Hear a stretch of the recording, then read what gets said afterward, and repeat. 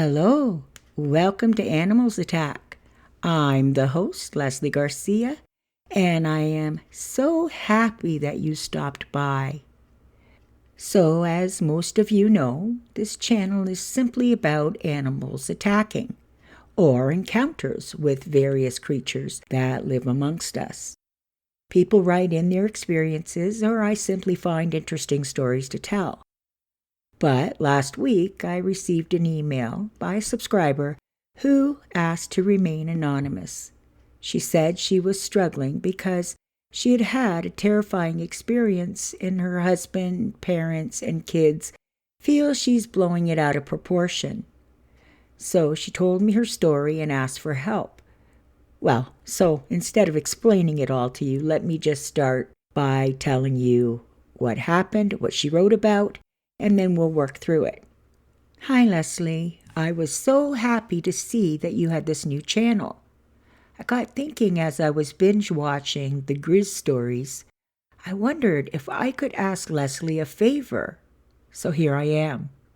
First, I was hoping to remain anonymous if that's not too much trouble.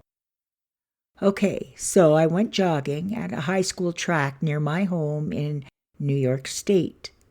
It was evening and there was no one around. I was doing a few stretches before starting when I saw two coyotes coming out of the woods near my car and started to cross the track. I stopped moving because I didn't want to draw attention to myself. And it was then that they looked my way and stopped. Now, I'm not good with measurements, but they were about 200 feet away. Half a track away for better visuals. Laugh out loud, sorry. The biggest one lowered its head and raised its shoulders and seemed to zero in on me. I've seen this stalking move that coyotes are famous for. Then it started walking towards me, stalking me. The second one just stood there and watched. Now, I know from Cryptids Canada to never run because they will see you as prey. But I was really terrified, and even though I knew that they were only scavengers, they still have teeth. It had closed about 75 feet when I yelled for it to F off. It didn't even flinch. That's when the second one began to charge. It ran past the first one that was stalking me. Then the first one started running. I looked around for anything I could use as a weapon, and all I had was my jacket and a large water bottle. So I fed my sleeve through the handle as fast as my shaking hands would allow me. Just as they skidded to a stop in front of me, the second one started growling and nipping at the air. The first one moved to the side and started charging and retreating. And I started swinging this very heavy water bottle, whacking them a couple of times in their faces. They then separated, and while I was swinging at one, the second one came in from behind and nipped at my pant legs. Then, from out of nowhere, I received a blessing. I heard a horn honking frantically, and I looked in that direction. There was a teenage girl in her car, like about 15 feet behind me, honking and screaming for them to go. Well, it worked. They scurried away like it was just a game. And I ran the other way, thanking the young girl profusely, but she just smiled and waved as she drove off. I believe with all my heart she saved my life that day, and I don't even know her name. When I got home, I told my family, and they all laughed at me. They said I must have misunderstood the mannerisms and that they never attack humans. They're just rat eaters and that's it. Now I get teased every day, and I'm really upset. So I was wondering if you've ever heard of coyotes attacking full-grown humans. If so, can you maybe let me know? So I emailed this lady back, and I told her to have her husband, who is a Cryptids Canada fan, listen in on this video. I did some research, and this was just one of the stories I found. Okay, so there was quite a few stories about this unfortunate event. It took place in 2009. This one I'm about to read was from the Daily Star, and it's dated August 2021, so maybe it's just a reprint. But anyways, it's titled Harrowing Last Moments of Teen Star Savaged by Coyotes as She Fought Back with a Penknife. I remember this happening, actually. Hearing blood-curdling screams and howls, hikers in Canada's Highlands called police and went to investigate. A trail of blood, torn clothing, and discarded penknife led them to a horrific scene of carnage. Suddenly, they spotted a young woman lying helpless on the ground, with a bloodied coyote standing over her. She had been savaged by a pack of wild wolf-like animals, leaving bleeding profusely from several wounds. The poor woman was Taylor Mitchel, who was just 19 and was a rising star in the world of country music. She remained conscious and was airlifted to hospital, but died of blood loss. Her death in 2009 was the first known killer attack by coyotes in Canada. This week, authorities urged people to stay out of Vancouver's Stanley Park after a spate of coyote attacks on humans since December. The warning suggests the animals are increasingly becoming a menace in the country. When Taylor was set upon by the coyotes, she had the world at her feet. The talented young singer had just released her first album to rave reviews and had been nominated in Canada Folk Music Awards as Young Performer of the Year. Taking a rare day off from her tour, the nature lover chose to go for a walk in the woods in Cape Breton Highlands National Park in Nova Scotia. That same afternoon, an American couple in the area were shocked when two coyotes walked up the middle of the road towards them, showing no fear. Coyotes, which are slightly bigger than foxes but smaller than wolves, are common in North America. They typically live on small animals such as rabbits and rodents, and normally flee at the first sign of humans. The couple were so amazed at the animals' brazen behavior, they moved away and took pictures of them. Several minutes later, the couple heard animal howls and a young woman screaming. A trail led them and 3 other hikers to Taylor. She had been mauled by a pack of the animals and suffered numerous serious bite marks on her legs and head. The coyote standing over her did not move when the group shouted at it, and only ambled away when they charged at it. It remained close by, growling and unafraid, until a Royal Canadian Mounted Police officer arrived and fired his shotgun at it. Taylor died a short time later. From evidence at the scene, it appears that she had been stalked by the animals for some time and had been trying to flee back to her car when they attacked. She had defended herself with a penknife and her car keys, but to no avail. She remains the only person ever killed by coyote attack in Canada. The only other fatal coyote attack in North America had been 18 years earlier when an urban coyote attacked and killed a 3-year-old girl playing in her garden in Los Angeles, California. Authorities immediately began trying to hunt down the killer coyote pack. A warden kept watch on where her body was found, came across a female coyote acting aggressively, and shot it. 4 others were caught in leg traps near the scene. 3 of the animals had Taylor's blood on their coats and were linked to the attack through other forensic evidence. One of them, a large male coyote, was the same animal which had been photographed by the American couple, and shotgun pellets in its body proved it was the one that had been attacking her when she was found. Taylor's mother subsequently issued a statement saying that her daughter would not have wanted her death to result in the coyotes being killed. She wrote, "We take a calculated risk when spending time in nature's fold. It's the wildlife's terrain. When the decision had been made to kill the pack of coyotes, I clearly heard Taylor's voice say, "Please don't. This is their space." She wouldn't have wanted their demise, especially as a result of her own. Experts say it's possible the animals mistook Taylor for a deer or other prey and stressed such coyote attacks were almost unheard of. However, the incident was not the last. The following month, in mid-November 2009, a coyote came up behind a couple walking in a park. It got so close that the man hit it on the head with a walking stick. 10 months later, a 16-year-old girl on a camping trip elsewhere in Nova Scotia was bitten twice on the head by a coyote. So that's the end of the article.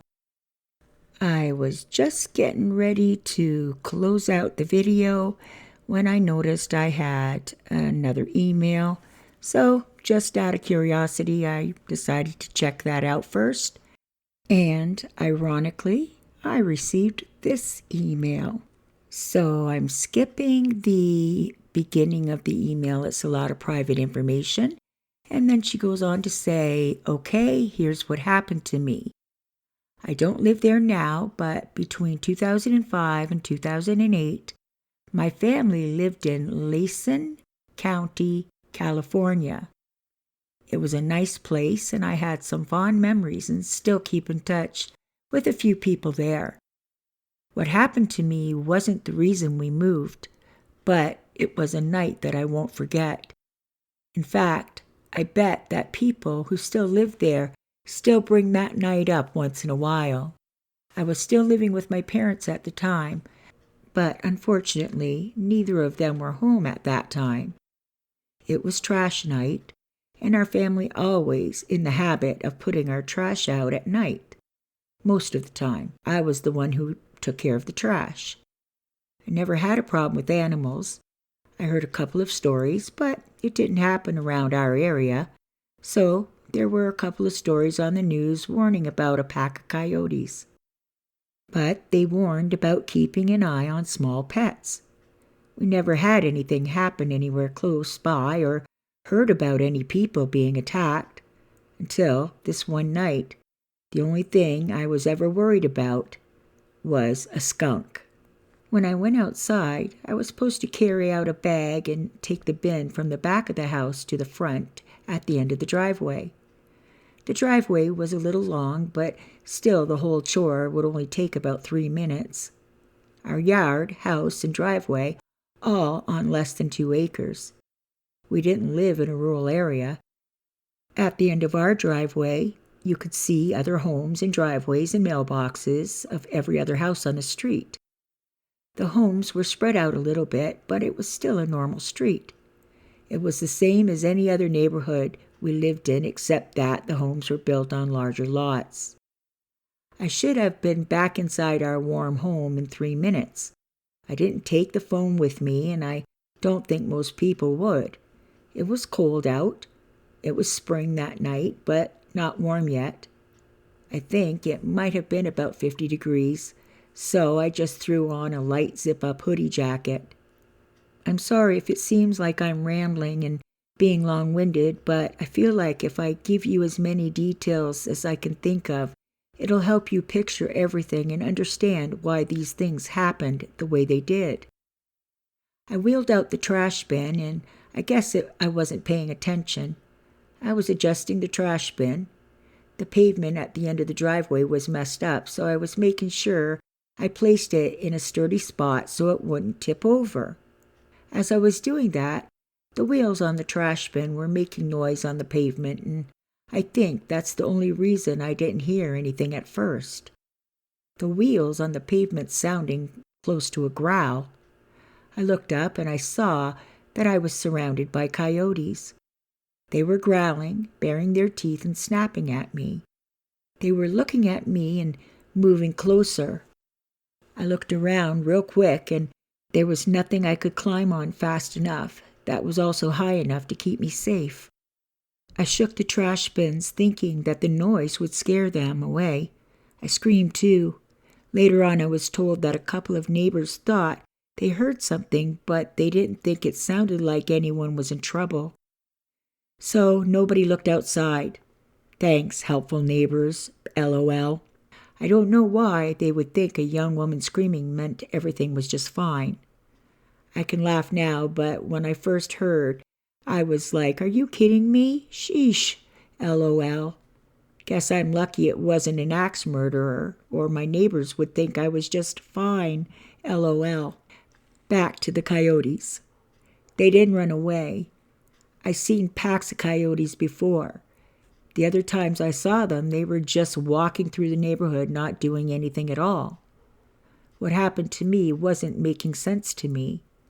I never before saw a pack of coyotes focus on a person. Maybe it does happen, but it wasn't what I was expecting at all. I always thought that noises scared them off. I thought for sure that they would run away. When they kept growling and snapping, it's when I got really scared. Other than making noises, there was nothing else that I knew what to do. So I took off running up the driveway to get inside, and they chased after me. Right when I hit the steps, and going up the steps to the porch slowed me down, and that's when I got bit by at least 2 of them, I think. It happened so fast that I'm pretty sure it was 2 that got me, but I can't be 100% sure. I was able to get inside and was so grateful to be safe. I quickly got to the bathroom and I got my pants off to see if the bites were bad.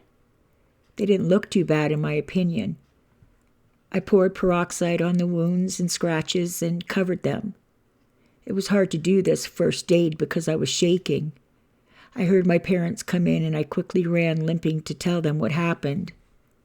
There I was, all filled with pride for surviving an attack from a pack of coyotes with almost no damage done to me. Leave it to my mom and dad to burst my bubble.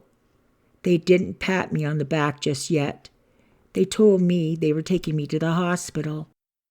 I didn't think about it until they told me that I had to go. But they were right, and the ER doctors and nurses said so too. My wounds were minor. The doctor gave me 2 stitches on my lower calf, but he said that I would have probably healed without the stitches. It was the potential for a bad infection that they were concerned about, and they said that rabies from coyotes are more rare than other animals, but I really needed to get the vaccine. I was horrified. I heard stories about people getting a very long and painful series of shots in the stomach. It wasn't like that. I did have to go back for a few shots, but they were all in my arm and it was done within a month. I think it was like 4 or 5 shots total. They gave me a shot of antibiotics and I had to take some antibiotics at home for a week too. The ER doctor said that just because the coyotes were aggressive and didn't run off from the noise that I was making is a good enough reason to take the precautions of vaccines. Anyway, that's my coyote attack story. It wasn't horrible like a shark attack, grizzly bear attack, or an alligator or something worse than that. But so far, it was the most scary thing that I've been through. If I tell you my story, please only use my first name. Sincerely, Sherry. Well, Sherry, you told me your story and I just used your first name, so I thank you from the bottom of my heart. Wow. What we have to understand is that because these things have a reputation as being, more of a nuisance animal than anything, people don't really report their situations with them because they feel like they look foolish. But this stuff is happening more and more often. There are so many videos on YouTube that are showing these nuisance, and I'm doing air quotes, animals really coming at people.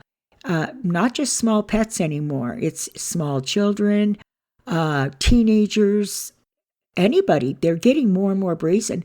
There's a lot of videos showing them, stalking people. It's just really kind of a scary thing. Anyways, keep your eyes open, you guys, because you just don't realize that you could be the next one on the animals attack list. Okay, guys, I love ya. You have a great evening, and Don't forget, send in your animals' attack stories, or if you want an attack story investigated such as this, let me know. Send it in. Send in your ideas. Okay. Bye for now.